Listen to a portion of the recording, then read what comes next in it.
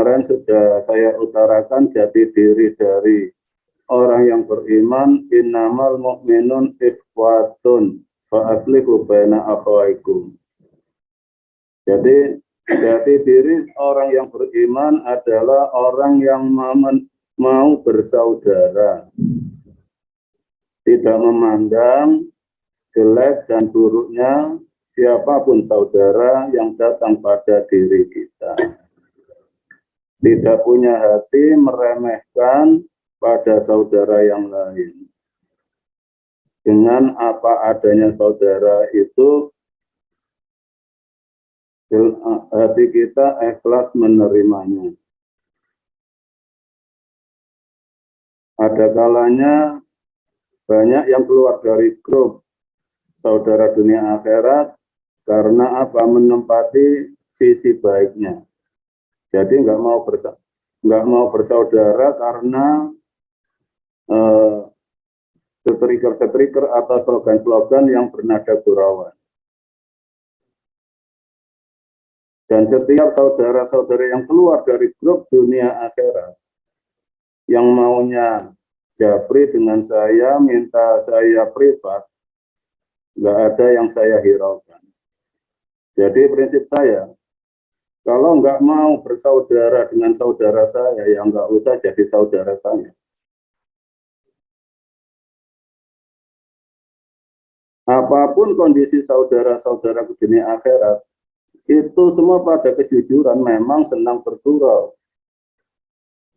Kalau alasan hanya karena gurauannya, strikernya kurang pas untuk arah ngaji, ya silahkan cari saudara yang lain yang benar-benar menempati kebaikan. Dan banyak sekali yang keluar-keluar dari grup itu mintanya saya privat. Otomatis ya saya buang. Saya nggak melayani privat. Saya melayani saudara-saudaraku yang mau bersaudara dengan saya dan dengan saudaraku semua. Saudara-saudara yang ikhlas menerima apa adanya, saudara-saudara yang ada di grup dunia akhirat. Karena itu kriteria dari orang iman. Orang yang senang dengan persaudaraan, tidak memandang jelek dan buruknya. Fa'aslihu. Di situ selalu menciptakan perdamaian, gurauan tapi tidak kotor hati. Saya yakin. Saya sangat yakin dengan saudaraku-saudaraku semua, gurauan-gurauan yang seperti itu tidak keluar dari kotornya hati karena rasa sayang, gojlok-gojlokan, menambah keakraban. Justru kalau grup persaudaraan ini diisi dengan fatwa, nantinya akan timbul perdebatan, adu pinter, rusak kedulurannya. Lebih baik adu gojlok daripada adu pinter.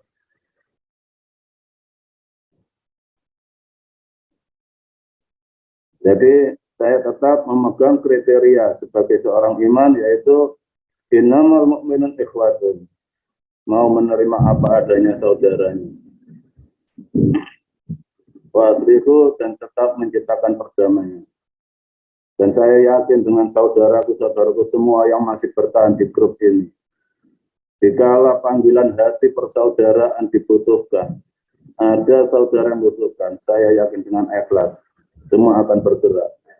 Itu saya yakin dengan keikhlasan persaudaraan saudaraku semua.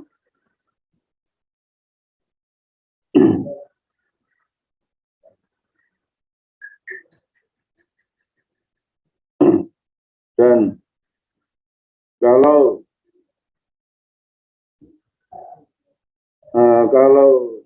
cacat persaudaraannya pasti masuk area ayat yang di bawahnya. Fi qulubi maradun fazadahumullahu maradun. di dalam dirinya penuh dengan penyakit. Urusan ketauhidan itu urusan menuju Allah. Jadi apa yang kita lihat, apa yang kita dengar, apa yang kita ucapkan itu hiburan. Hiburan, jangan dibawa ke depan. Karena hidup ini hanya untuk menghadap Allah. Mengapa memutus persaudaraan hanya karena gambar? Mengapa putus persaudaraan hanya karena tulisan?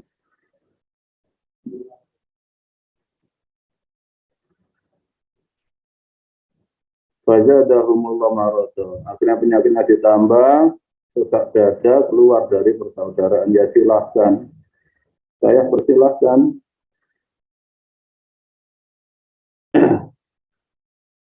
Dan ciri-ciri orang yang tauhid menyembah diri. Wa idza qila lahum la tufsidu fil ardi qalu innama nahnu muslihun. Kalau diingatkan masalah penyakit hatinya, bahwa di situ masih ada pembenaran diri, nyembah diri sendiri, mereka berkata, loh ini loh saya berniat meluruskan. Saya berniat meluruskan. Di situ jelas sekali sifatnya bahwa merasa lebih benar dari orang lain.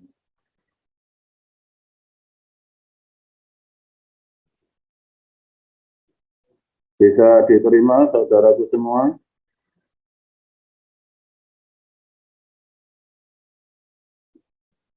Jadi tetap jaga persaudaraan kita, tetap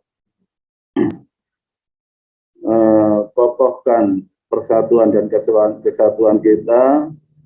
Jadi memang grup saudara dunia akhirat itu untuk keakraban. Yang berhak bertausiah di grup ini hanya Gus Tubi sebagai pembimbing. Makanya ada kalanya ada tausiah yang masuk yang bukan dari Gus Tubi, langsung saya patahkan.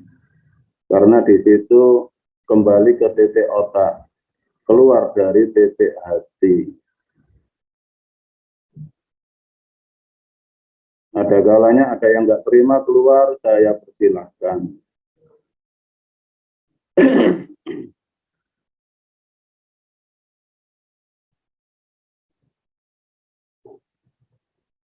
Mungkin ada yang mau bertanya untuk jawaban tadi gimana Mas Budi?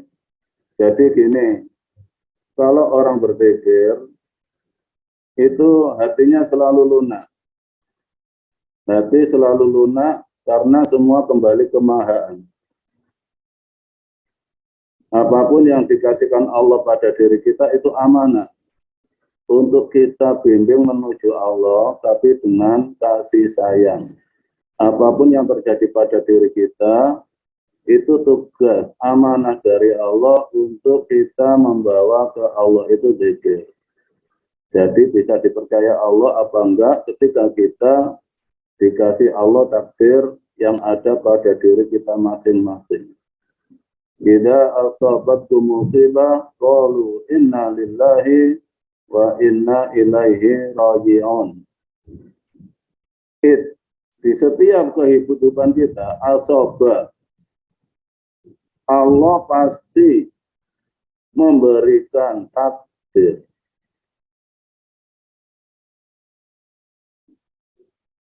Idza asabatkum musibah, kejadian. Jadi musibah itu kejadian, baik itu kejadian buruk atau kejadian kenikmatan, itu namanya musibah.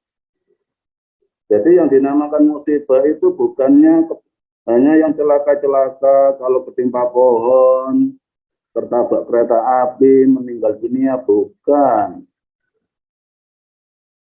Idza asabatkum musibah qalu inna lillahi wa inna ilaihi raji'un. Ida itu di setiap kehidupan kita, asobatkum, Allah itu memberikan takdir, memberikan bagian. Asoba itu bagian dari kehidupan kita, kum, kepada kamu semua, yaitu musibah, suatu kejadian.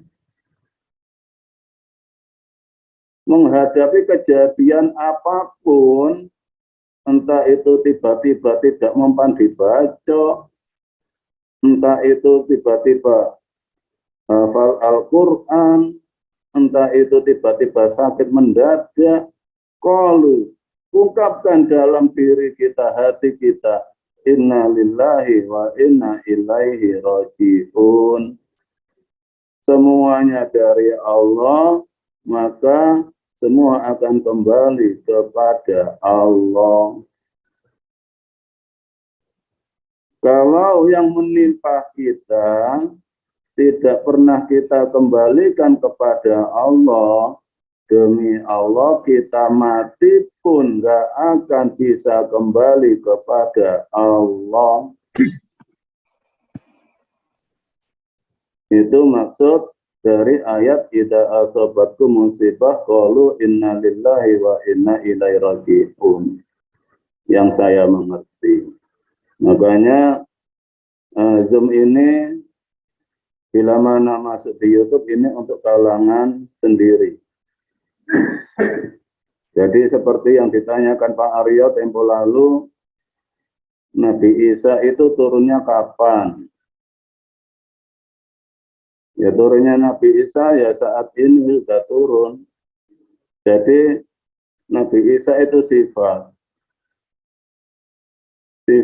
suatu ajaran yang selama ini manusia itu pada Dajjal, bersifat seperti Dajjal, bermata satu, keaguan. Selama ini dalam hal melakukan aktivitas ketuhanan lebih dikuasai, lebih mengarah kepada penguasa, tidak mengarah pada yang maha kuasa. Disitulah Nabi Isa turun untuk membuka mata satunya. Dajjal itu kan bermata satu. Manusia yang bermata satu adanya hanya percaya diri, tidak percaya Allah. Kalau pandai bangga dengan pandainya, kalau sengsara merana dengan sengsaranya, kalau kaya bangga dengan kayanya, kalau miskin merana dengan kemiskinannya. Itu Dajjal, hanya bermata satu. Setelah bertemu di jamaah ini terbukalah mata hati, mata zikirnya, mata untuk melihat kemahaan Allah. Melek. Yang awalnya mata satu ini tidur, sekarang bangun dari tidur, bisa memandang kekemahaan Allah dengan dibuka hati.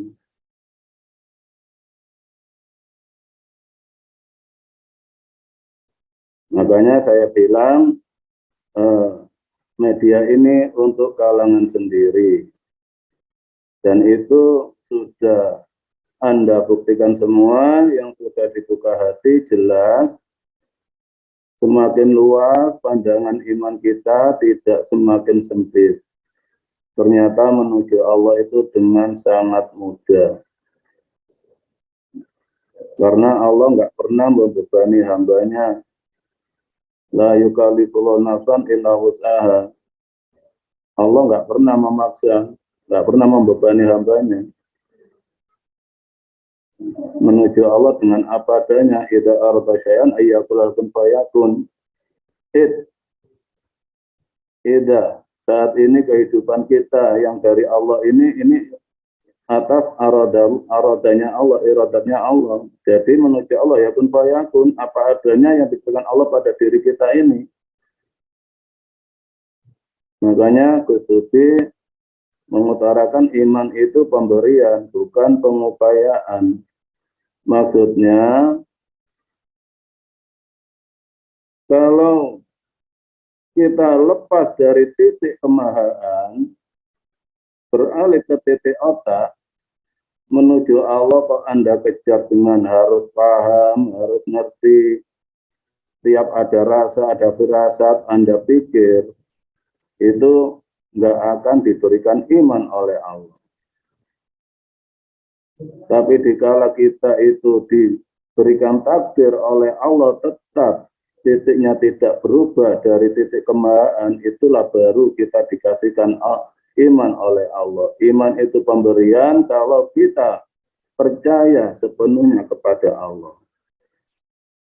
Kalau iman kita kejar dengan otak kita, pengupayaan sampai mati, kita nggak akan dikasih iman oleh Allah.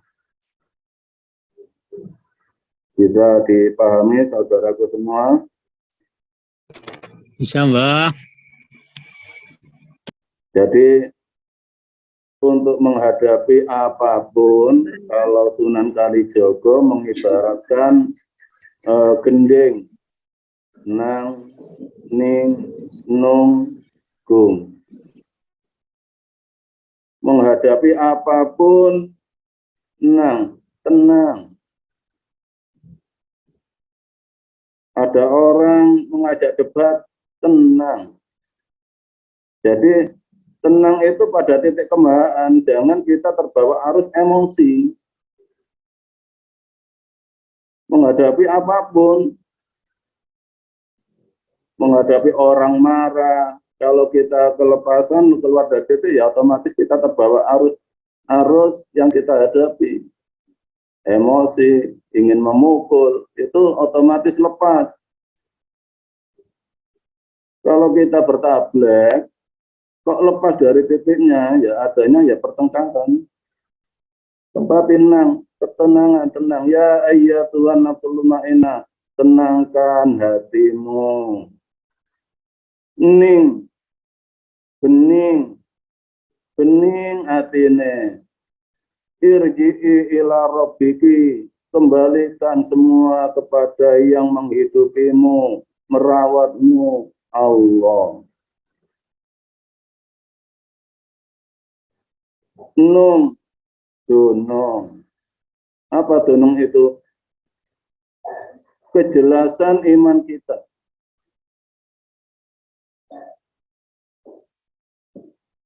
Disitulah kita akan diberikan iman. Jadi enggak sampai lepas.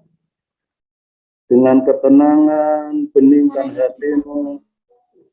Di situ akan dunung, jelas. Allah yang memberikan jawaban dari apa yang kita hadapi. Baru gung. Luasnya hati pada kemahaan yang maha agung. Ya ada kalanya dalam hal bicara ada keterbatasan bahasa, mungkin ada yang kurang dipahami pada diri saudaraku semua, bisa ditanyakan. Saya buka, silakan.